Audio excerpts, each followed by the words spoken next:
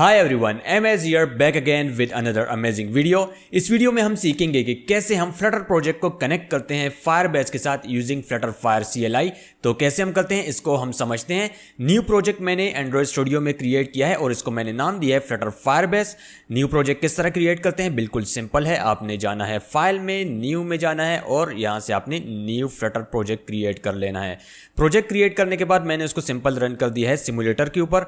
अभी हम जाते हैं ब्राउजर में और फायरबेस का एक न्यू प्रोजेक्ट क्रिएट करते हैं। तो यहाँ पे मैं न्यू प्रोजेक्ट क्रिएट करता हूँ, ऐड प्रोजेक्ट पे मैं क्लिक करता हूँ। यहाँ पे हम प्रोजेक्ट का नेम ऐड करते हैं। मैं यहाँ पे प्रोजेक्ट का नेम ऐड करता हूँ फ्लटर फायरबेस और इस प्रोजेक्ट को हम क्रिएट कर लेते हैं। ओके, यहाँ से हम करेंगे कंटिन्यू और यहाँ पे हम डिफ़ॉल्ट कॉन्फ़िगरेशन सेट करेंगे। जो डिफ़ॉल्ट अकाउंट फॉर फायरबेस है इसको हम सिलेक्ट करेंगे और क्रिएट प्रोजेक्ट कर लेंगे। जब प्रोजेक्ट क्रिएट होता है तो ये थोड़ा सा टाइम लेता है, तो इसके लिए हम वेट करते हैं जब तक हमारे पास ये प्रोजेक्ट क्रिएट होता है, कंप्लीट ये सेटअप होता है।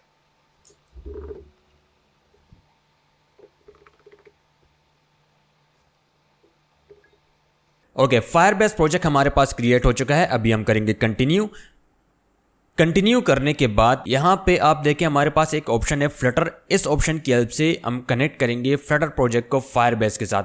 अभी तक हम फ्लटर प्रोजेक्ट को फायरबेस के साथ कनेक्ट कर रहे थे। ये जो हमारे पास मेथड्स हैं इनको यूज़ करके अभी हम इस फ्लटर ऑप्शन का यूज़ करेंगे, इस मेथड का यूज़ करेंगे और CLI की हेल्प से हम फ्लटर प्रोजेक्ट को कनेक्ट करेंगे फायरबेस के साथ। तो मैं इस ऑप्शन पर क्लिक करता हूँ। यहाँ पे हमारे पास डिटेल लिखी हुई है कि कैसे हम फ्लटर प्रोजेक्ट को कनेक्ट करेंगे फायरबेस के साथ। सबसे पहले हमने इंस्टॉल करना है फायरबेस CLI। तो मैं इसको ओपन कर देता हूं न्यू टैब में। आप कौन सा ऑपरेटिंग सिस्टम यूज करते हैं यहाँ पे आपने वो सिलेक्ट करना है। मैं macOS यूज कर रहा हूँ तो मैं macOS ऑप्शन सिलेक्ट करता हूँ। और किस तरह इंस्टॉल करते हैं फायरबेस CLI को, तो यहाँ पे इन्होंने सारी डिटेल दी हुई है। npm की हेल्प से हम इसको इंस्टॉल करेंगे। तो सबसे पहले आपने npm इंस्टॉल करना है अगर आपके पास इंस्टॉल नहीं, और इसके बाद ये जो कमांड है इसको आपने सिंपल रन कर देना है टर्मिनल में, तो आपके पास फायरबेस टूल्स इंस्टॉल हो जाएंगे। इसके बाद नेक्स्ट ऑप्शन हमारे पास क्या है कि हमने लॉगिन होना है। अभी टर्मिनल में फायरबेस लॉगिन करना है हमने। तो मैं टर्मिनल ओपन करता हूं टर्मिनल, और इस टर्मिनल में यहां पे हम टाइप करेंगे फायरबेस लॉगिन, हिट एंटर करते हैं। फायरबेस लॉगिन करने के बाद हमारे पास यहाँ पे ये डिटेल आ चुकी है। यहाँ पे ये कह रहे हैं allow Firebase to collect CLI। तो यहाँ पे हम टाइप करते हैं यस, हिट एंटर करते हैं। ये जो हमारे पास URL है इसको हम कॉपी करेंगे। मैं ब्राउजर के ऊपर जाता हूँ, ओके, और यहाँ पे हम ऐड करते हैं इस URL को। जो भी अकाउंट हम यूज़ कर रहे हैं फायरबेस में उसको हम यहाँ पे सिलेक्ट करेंगे। तो मैं इस अकाउंट को सिलेक्ट करता हूँ और यहाँ पे ये जो हमारे पास ऑप्शंस हैं इनको हम अलाउ कर देंगे। फायरबेस CLI हमारे पास सक्सेसफुली लॉगिन हो चुका है। हम टर्मिनल में देखते हैं तो यहाँ पे आप देखें हमारे पास आ चुका है सक्सेस। इसके बाद हम जाते हैं फिर से इस टैब में। फायरबेस CLI में हम लॉगिन हो चुके हैं। इसके बाद हमने इंस्टॉल करना है फ्लटर SDK। तो फ्लटर SDK हमने पहले से इंस्टॉल किए हुए। अगर आपने इंस्टॉल नहीं किया तो ये जो लिंक है आपने इसको ओपन करना है और फ्लटर SDK को इंस्टॉल कर देना है अपने सिस्टम में। तो यहाँ पे आप जो भी ऑपरेटिंग सिस्टम, जो भी आप प्लेटफॉर्म यूज़ कर रहे हैं उसके अकॉर्डिंग आपने यहाँ पे सिलेक्ट करना है और फ्लटर SDK को अपने सिस्टम में सेटअप कर लेना है। ओके, इसके बाद हमारे पास नेक्स्ट ऑप्शन है कि हमने क्रिएट करना है प्रोजेक्ट। तो प्रोजेक्ट भी हमने क्रिएट कर लिया है। इसके बाद हम करते हैं नेक्स्ट। इसके बाद हम यहाँ पे ये जो कमांड है इसको रन करेंगे, .pub global activate flutter fire CLI। तो मैं इसको कॉपी करता हूँ। हमने बेसिकली फ्लटर फायर को एक्टिवेट करना है अपने सिस्टम में, तो मैं इसको कॉपी करता हूँ। यहाँ पे हम इसको पेस्ट करते हैं और हिट एंटर करते हैं। यहाँ पे सारी डाउनलोडिंग होने के बाद हमारे पास जो फ्लटर फायर CLI है ये एक्टिवेटेड हो चुका है। ये जो हमारे पास पाथ है इसको हम कॉपी करेंगे और यहाँ पे हम एंटर करेंगे इसको और हिट एंटर कर देंगे। हमने ये पाथ एक्सपोर्ट कर दिया। अगर आप इस पाथ को एक्सपोर्ट नहीं करेंगे तो आपके पास एरर्स आएंगे। तो मैंने ये पाथ एक्सपोर्ट कर दी। अभी हम जाते हैं दोबारा से ब्राउजर में और ये जो सेकेंड कमांड है इसको हम कॉपी करते हैं। कॉपी करने के बाद हम इसको यहाँ पे डायरेक्टली पेस्ट करते हैं। तो क्या हमारे पास अभी ये कनेक्टिविटी हो जाएगी? बिल्कुल नहीं होगी हमारे पास ये कनेक्टिविटी। मैं हिट एंटर करता हूँ। यहाँ पे आप देखें हमारे पास एक्सेप्शन थ्रू हुआ है, the current directory does not appear to be a Flutter application project. तो यहाँ पे हमने बेसिकली जो फ्लटर प्रोजेक्ट है इसमें नेविगेट होना है। तो मैं टर्मिनल ओपन करता हूँ यहाँ पे और हम टाइप करते हैं यहाँ पे PWD। ओके, जो हमारे पास करंट डायरेक्टरी है इसके पाथ को हमने यहाँ पे प्रिंट कर दिया है। इसको हम कॉपी करते हैं और टर्मिनल में जाते हैं। यहाँ पे हम कहते हैं CD और इस पाथ में हम नेविगेट हो जाते हैं। अभी हम फ्लटर फायरबेस प्रोजेक्ट में हैं। अभी हम इस कमांड को दोबारा से कॉपी करते हैं और यहाँ पे हम इसको पेस्ट कर देते हैं। पेस्ट करने के बाद हम सिंपल हिट एंटर करेंगे। तो यहाँ पे हमारे पास फेचिंग हो रही है अवेलेबल फायरबेस प्रोजेक्ट्स।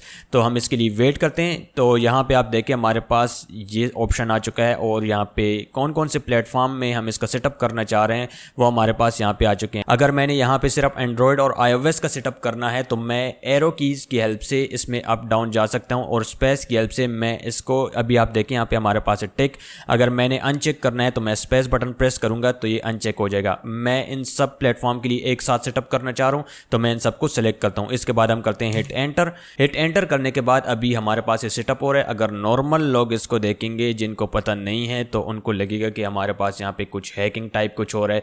तो यहाँ पे बेसिकली हमारे पास जो कनेक्टिविटी है वो हो रही है फायरबेस और फ्लटर की। तो ये जो कनेक्टिविटी है ये थोड़ा सा टाइम लगाती है तो इसके लिए हम वेट करते हैं।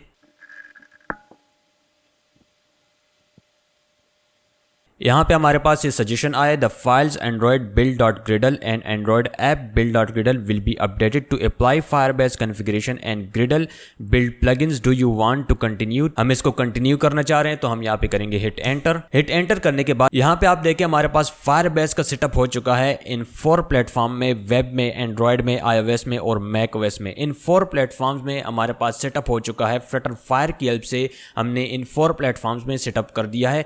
अभी हम जाते हैं ब्राउजर के ऊपर और चेक करते हैं कि हमारे पास ये जो 4 प्लेटफॉर्म्स हैं ये हमारे पास ऐड हुए हैं फायरबेस प्रोजेक्ट में या नहीं।